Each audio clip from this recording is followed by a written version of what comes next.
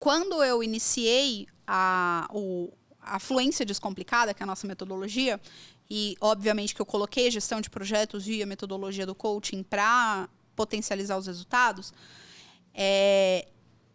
logo depois disso, assim, uns 2 anos depois disso, eu tô no meio, né?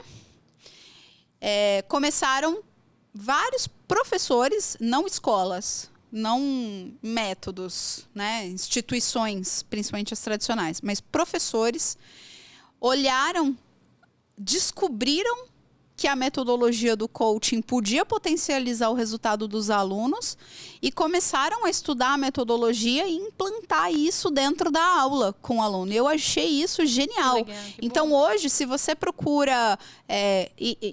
eles têm colocado, né? Professor, coach de inglês, alguma coisa assim, você até acha, né? E isso é muito válido porque faz com que as pessoas percebam que não é só o conteúdo. Eu adoro ver esses professores fazendo esse tipo de... tendo esse tipo de desenvolvimento profissional, porque eles estão corroborando que não é só o conteúdo, que foi o que a gente falou no primeiro episódio, não é só o conteúdo, não é só a parte de cima do iceberg, a parte de baixo também, o comportamento, que é justamente o trabalho do coaching, né? Desenvolver a parte de baixo do iceberg.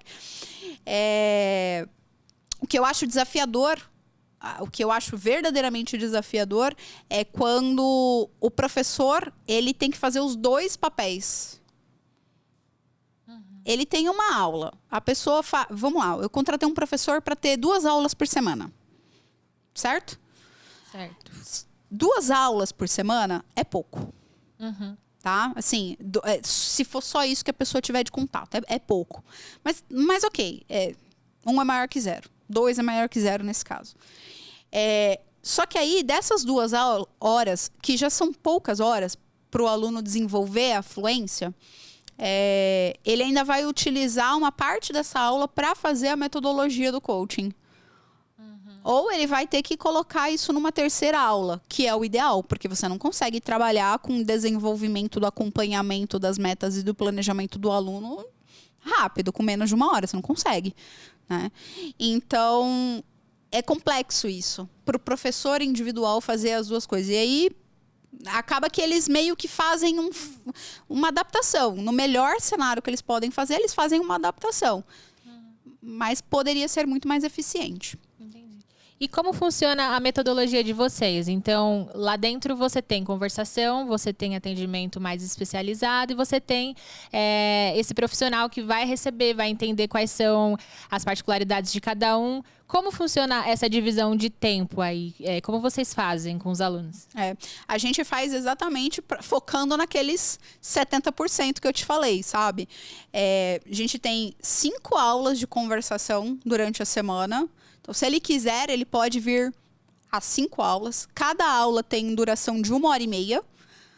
Então, ele tem, durante a semana, 5... Se ele quiser vir às 5 aulas, ele pode. Se ele quiser, eu não posso só uma, ok? Também, 1h30, em que ele vai estar praticando conversação em dupla. Porque, pensa o seguinte, você entra numa aula de conversação com 10 pessoas. Vamos ser bonzinho, vai. 5 pessoas. 1 hora. Dessa 1 hora, essas 5 pessoas, quanto tempo cada uma realmente vai falar, vai conversar? Sim. Porque não vai virar uma bagunça, né? Todo mundo falando ao mesmo tempo. Então você fala um pouco, eu falo um pouco, ele fala um pouco, ela fala um pouco, ele fala um pouco. No final, eu não conversei 1 hora. Eu conversei 10 minutos, 15 minutos, no máximo. É pouco. Você gastou 1 hora da sua vida ali. Só que você efetivamente só aproveitou 15 minutos. Quando eu falo que não é sobre estudar mais, é sobre estudar melhor, é disso que eu tô falando. Você gastou 1 hora da sua vida ali. Foi. Puf. Só que dessa 1 hora você realmente só aproveitou 15 minutos. Então, essa coisa da conversação em dupla é uma coisa que a gente preza justamente para isso. Porque é pá. Para aproveitar, para fazer de maneira eficiente. Então, a nossa conversação são 5 vezes por semana para que a pessoa tenha muita oportunidade de conversar. Além da conversação, ele vai ter aula individual. Então, vai ter uma aula só ele, o professor, durante 50 minutos, para que ele possa tanto trazer as dificuldades dele, o professor atacar as dificuldades daquele aluno, não é de forma genérica, de forma específica. Então, por exemplo, várias aulas os nossos alunos usam para fazer simulação. Professor, tem uma reunião semana que vem, tô nervoso, o professor, calma, tô aqui para te ajudar. Faz o seguinte, vamos fazer uma simulação dessa reunião. O que você vai ter que falar nessa reunião? Quais são as possíveis perguntas? Vamos fazer junto aqui.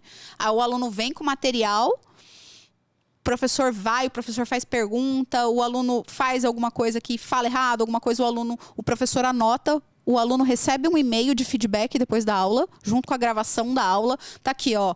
Esse ponto, no minuto 15, você falou tal coisa. O certo seria falar tal coisa. No minuto 16, e aí o aluno ele tem o quê? Condição de pegar, assistir aquela aula novamente com feedback e ver as melhorias que ele precisa implantar. Aí na próxima aula, quando ele vem numa aula de novo, faz uma simulação de novo, que ele não comete mais aqueles erros, né? Às vezes 1, 2 aulas, depende, cada pessoa é de um jeito, né? Mas daqui X aulas que ele não comete aqueles erros que ele cometia na primeira aula, nossa, genial. Ele fala, nossa, ele percebe a evolução. Entende? Então, a aula individual, a gente trabalha muito para isso, para entender esse processo e trabalhar com a melhoria do aluno. Além das sessões de coaching que a gente usa especificamente para planejar as metas de curto, médio e longo prazo. E, mais importante, saber se a pessoa está atingindo os milestones que ela definiu. Porque isso é muito importante.